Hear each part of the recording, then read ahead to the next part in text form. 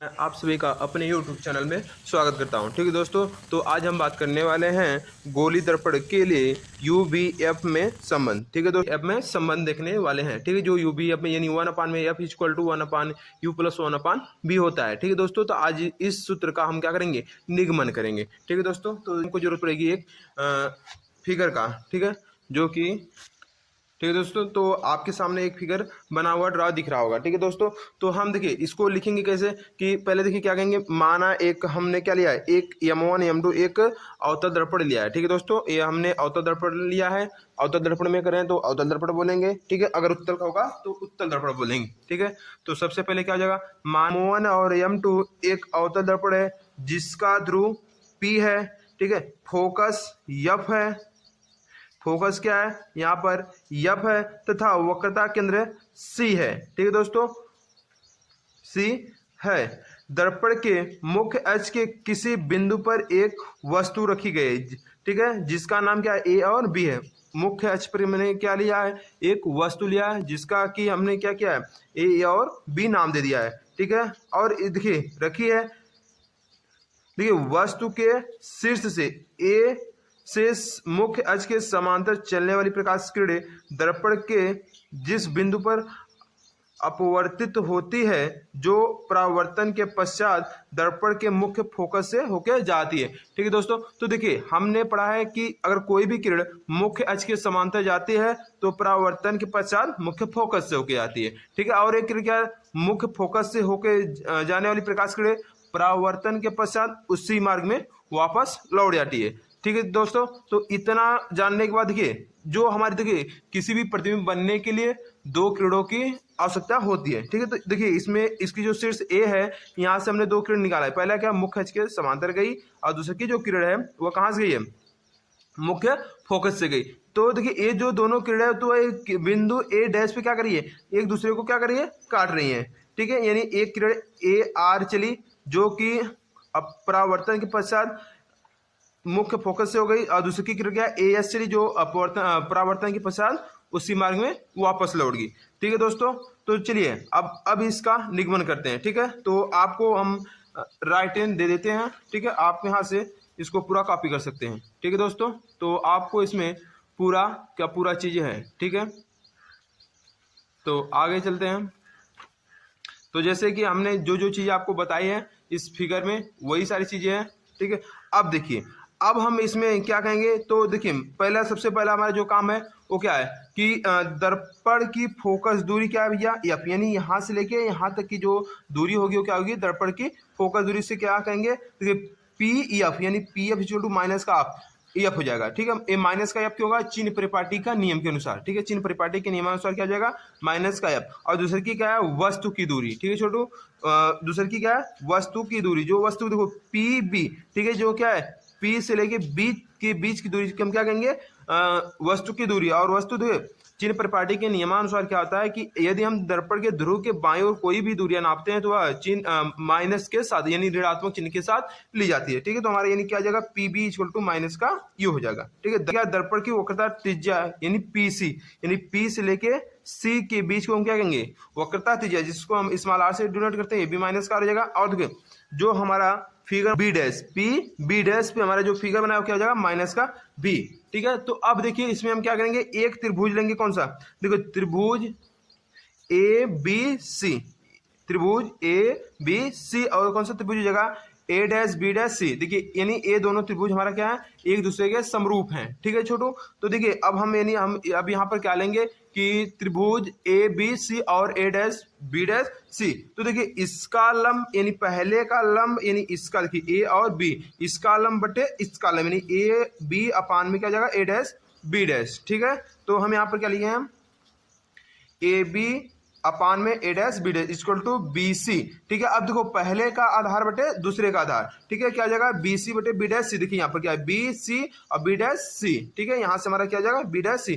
लेकिन यहाँ पर देखिए क्या है, ये हम इसको दे देंगे इक्वेशन नंबर फर्स्ट। तो देखिए जो हमारा ये R और N है, ठीक है, R और N है, ये देखिए A और B की क्या है, बराबर है। ठीक है, यानी जो इतनी लंबाई इसकी है उतनी ही लंबाई इसकी है। ठीक है, यानी RN इक्वल टू क्या आ जाएगा, ए बी। और दूसरा का चीज, यदि हम दर्पण का द्वारक बहुत क्या करते हैं, छोटा ले लेते हैं, ठीक है, दर्पण का द्वारक जब बहुत छोटा हो जाएगा तो ये जो हमारा एन है वो आ जाएगा बिंदु आर पे। तो जहां पर हमारा एफ एन है यानी एफ एन है वहां पे क्या जाएगा, पी एफ हो जाएगा, ठीक है, जहां पे एन एफ है वहां पर हो जाएगा पी एफ, ठीक है, पी एफ हो जाएगा, ठीक है। तो आइए देखते हैं फिर पुनः त्रिभुज कौन कौन सा लेंगे। देखिए एक बार देख लेते हैं कौन सा, A dash B dash F, A dash B dash F, और कौन है R N F, R N F और A dash B dash F लेते हैं, ठीक है। तो फिर से वही पहला का लंब यानी आर एन एफ वाले में क्या होगा, आर एन बट्टे क्या जाए A dash B dash equal to क्या एन एफ अपाने का बी डैश एफ हो जाएगा, ठीक है। जब इतना हो जाने के बाद हम आगे क्या करते हैं कि चित्रानुसार देखिए हमने जो अभी इसके पहले हमने क्या किया था, जो एन आर था वो क्या इसके बराबर है, ए बी के बराबर है, और जो एन एफ है वो किसके बराबर है, पी एफ के लगभग बराबर है, पूरा इक्वल में बराबर नहीं लेकिन ये क्या है लगभग इसके क्या है बराबर होगा, ठीक है। तो देखिए एन आर की जगह हम क्या लिख सकते हैं, ए बी, तो ए बी अपान में ए डैश बी डैश, तो और इक्वल टू क्या जगह P F equal to B dash B dash, ये समीकरण नंबर 2, ठीक है। समीकरण 1 और समीकरण 2 को मिलाने पर, तो समीकरण 1 में क्या था, बी सी अब बटे B dash C equal to P F बटे क्या जाएगा बी डैश एफ, ठीक है। तो अब देखिए जो हमारा बी सी है, ठीक है, बी सी यहाँ पे थोड़ा सा हम दिखा देंगे आपको, जो है बी से लेके सी की बीच की दूरी हमको नहीं पता है भैया, अगर इतने की दूरी नहीं पता है लेकिन हमको यहाँ से लेके यहाँ तक की दूरी हमको पता है, ठीक है, और सी से लेके पी तक के बीच की दूरी पता है, तो हम क्या करेंगे, पी बी में से क्या करेंगे, पी बी में से हम पी सी को घटा देंगे, ठीक है, पी बी में से पी सी यानी इतने दूरी से इतने को हम क्या करेंगे घटाएंगे, तो हमको बी सी का मान पता चल जाएगा, ठीक है। तो यहाँ पर देखिए हम क्या करेंगे कि यहाँ पे P B minus P C बटे बी डैश सी, यानी जो बी डैश सी में बी घटाएंगे यानी बड़े में से यानी पी सी में से क्या करेंगे, पी बी डैश को घटा देंगे यानी बड़े में से छोटे को घटा देंगे, इक्वल टू क्या है पी एफ का मान पता है यानी फोकस, ठीक है, नीचे क्या आएगा P B dash minus P F, minus क्या जाएगा पी एफ हो जाएगा, ठीक है। अब देखिए हम क्या करेंगे, अब इन सभी का मान रख देंगे। अभी देखो पी एफ बराबर क्या था, माइनस का यू, और पी सी यानी वक्रता त्रिज्या यानी माइनस का आर, बटे क्या जाएगा, देखो फिर पी सी यानी वक्रता त्रिज्या माइनस का आर, फिर माइनस यानी यहाँ पर क्या जाएगा, फिर पी बी डैश यानी प्रतिबिंब की दूरी है तो माइनस का बी इक्वल टू क्या पी एफ यानी फोकस मुख्य फोकस, तो मुख्य फोकस को कोई चेंजिंग नहीं होगा तो माइनस का एफ हो जाएगा, और देखो क्या है पी बी डैश यानी प्रतिबिंब की दूरी है तो माइनस का भी, फिर देखो यहाँ पर घटाना है तो माइनस हो जाएगा, फिर क्वेश्चन क्या होगा माइनस का एफ होगा, ठीक है। देखिए इसके पहले हमने आपको बताया है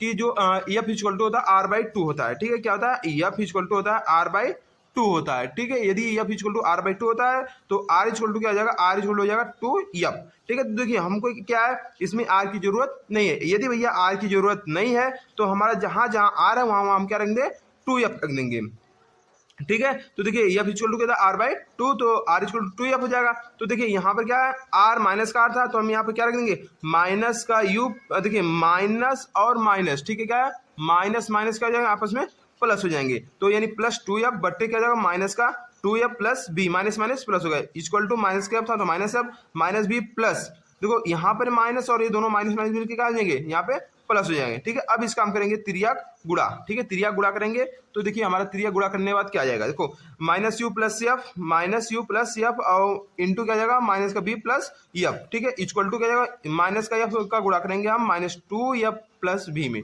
माइनस का एफ माइनस 2 एफ प्लस भी में गुणा कर दिए, ठीक है। देखिए अब इसका एक बार इसमें होगा गुणा और एक बार इसमें, ठीक है, फिर इसका गुणा इसमें फिर इसका गुणा इसमें, ठीक है, और इसका सीधा सीधा गुणा जाएगा। तो देखो जब इसका गुणा करेंगे तो हो जाएगा यू बी, ठीक है, माइनस और माइनस क्या हो जाएगा प्लस, क्या हो जाएगा यू बी और माइनस फिर क्या जाएगा, देखो माइनस का एफ है तो यानी क्या आ जाएगा 2 एफ बी, फिर माइनस तो माइनस हो जाएगा एफ यू यानी एफ का गुणा करेंगे तो एफ यू और प्लस क्या 2 एफ स्क्वायर, देखो एफ से एफ मिलकर क्या हो जाएगा, अब भैया देखो गुणा के रूप में घात आपस में जुड़ती है, अगर हम किसी भी संख्या का गुणा करते हैं गुणा के रूप में होती है तो उसकी घात आपस में क्या होती है जुड़ जाती है, तो इधर क्या जाएगा माइनस का 2 एफ का स्क्वायर माइनस का एफ, ठीक है। अब देखिए इधर 2 एफ प्लस में इधर भी प्लस में, अगर इधर जाएगा तो माइनस यानी प्लस माइनस से क्या जाएगा माइनस 2 एफ स्क्वायर और 2 एफ स्क्वायर क्या जाएगा कैंसिल हो जाएगा। अब देखिए क्या बचा हमारा यू बी माइनस 2 एफ भी plus F B minus F B equal to क्या 2 एफ स्क्वायर यानी ये कैंसिल हो गया।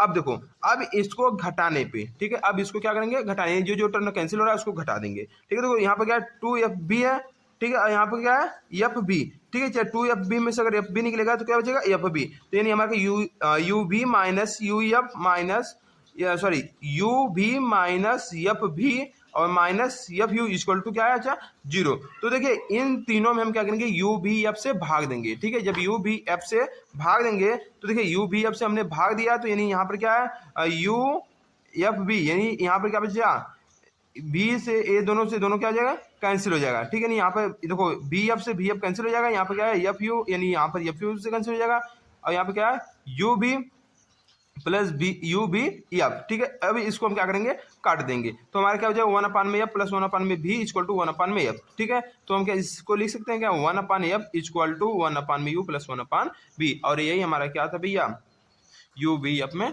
संबंध, ठीक है दोस्तों। यदि समझ में आया तो वीडियो को लाइक कर सकते हैं।